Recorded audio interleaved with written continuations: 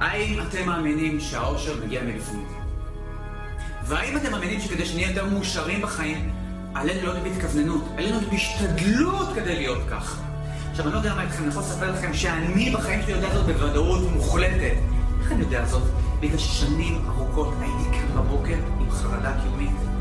הייתי כאן בבוקר עם סטרס, הייתי כאן בבוקר עם דאגה ממה שהולך להיות לאורך היום, ולא קטתי שעתיים עד שהייתי מתחיל להירגע.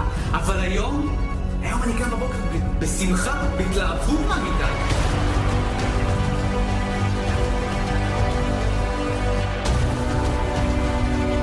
ולאורך היום אני פשוט מרגיש תחושות של שמחה ואושר פנימי. איך זה קרה? בגלל שאני מתרגל אושר כל יום, אני מתרגל את זה בעזרת כלים פשוטים, כמו הכלי שאנחנו לחשוף בפניכם. עכשיו, את הכלי הזה, או את המשמעות של הכלי הזה, לא אני המצאתי. כל הגורואים מהמזרח מדברים עליו, וכל המורים הגדולים המערב מדברים עליו גם. כל כך עוצמתי. העניין הוא שמעטים יודעים איך עושים בו שימוש אפקטיבי ופרקטי ביום יום. הכלי הזה הוא לחזור לכאן ולעכשיו, להיות בנוכחות לכאן ולעכשיו. למה זה כל כך עוצמתי? בגלל שאם תבדקו את המיינד שלכם, וזה דבר אוניברסלי, זה לא רק שלכם, זה המיינד של כל בני אדם כרגע לבני האדמה. רוב הזמן הוא טרוד מדאגות מבעבר, ואם הוא לא עסוק בדאגות מבעבר, הוא עסוק מדאגות ומועקה שמגיעה מהעתיד, מה הולך עוד בעתיד? אבל אם נדע לחזור לכאן ועכשיו, בכאן ועכשיו הכל רגוע, בכאן ועכשיו אין דאגות, ואם יש עוד רגע כזה, ועוד רגע כזה, ועוד רגע כזה, אז לאט לאט החיים שלנו משתנים. אבל איך אנחנו יכולים בעזרת כלי פרקטי לעשות זום לחיים שלנו ולהיות רק בכאן ועכשיו בעזרת הכלי הזה? שתי מילים, שימו לב. המילה הראשונה היא עכשיו, המילה השנייה היא אני.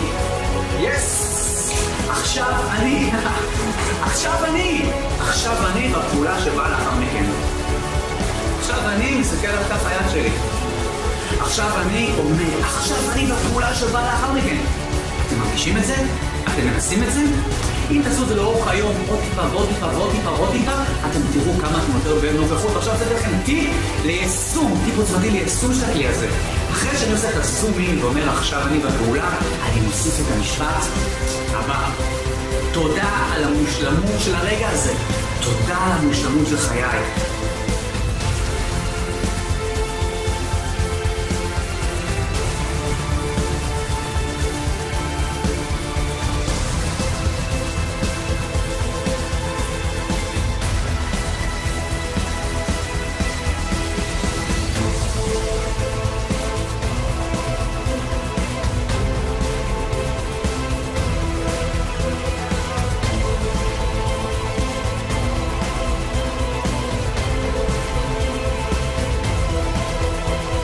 הדרך לעשות הסכמים עם עצמי ולא להפר אותם היא לא לדרוש מעצמי דרישות מאוד מאוד מאוד גדולות בהתחלה, אלא לדרוש מעצמי דרישות קטנות וצעדים קטנים ומדודים, ואז כשהביטחון שלי ילך ויתחזק, אז יהיה לי את האפשרות להגיע אל הדברים היותר מאתגרים. האם יש לכם חלום? מטרה גדולה שאתם מאוד רוצים להשיג, אבל לפעמים אתם תרגישו שזה בלתי אפשרי. לפעמים אתם תרגישו שאתם מאוד רחוקים ושאתם לא מתקדמים לעבר המטרה ושאתם לא מממשים את עצמכם, וזה אפילו יכול לגרום לכם לרצות להיכנע. אני יודע איך זה מרגיש, התסכול הזה, בגלל שהתרכזתי רק במטרה הגדולה הזאת ובגלל שעדיין לא השגתי את זה, אז זה תסכל אותי.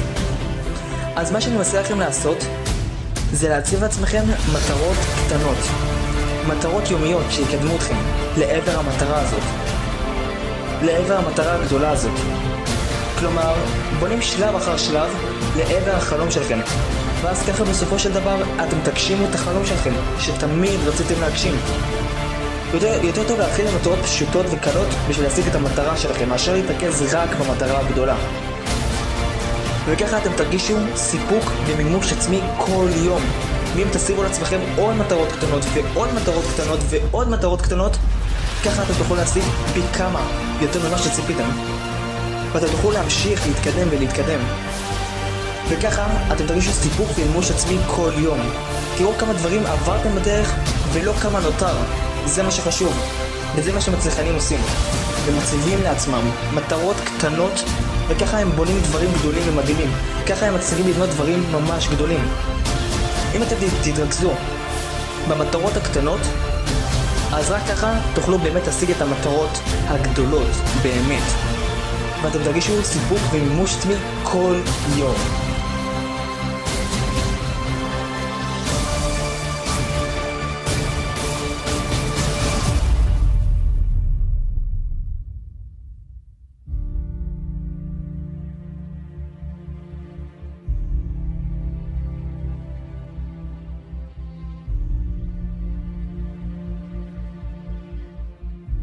יש לנו איזושהי תפיסה תמיד שמתי יהיה לי את הביטחון, אז אני אעשה את הצעד.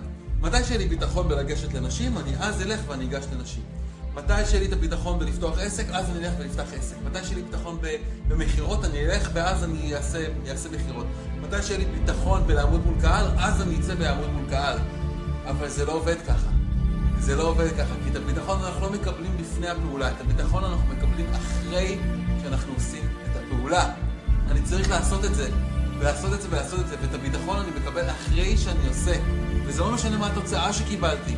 עצם העשייה שלי, עצם העשייה של הדבר הזה, עצם החצייה של הפחד, עצם החצייה של תהום החוסר הביטחון הזה, נותנת לי ביטחון.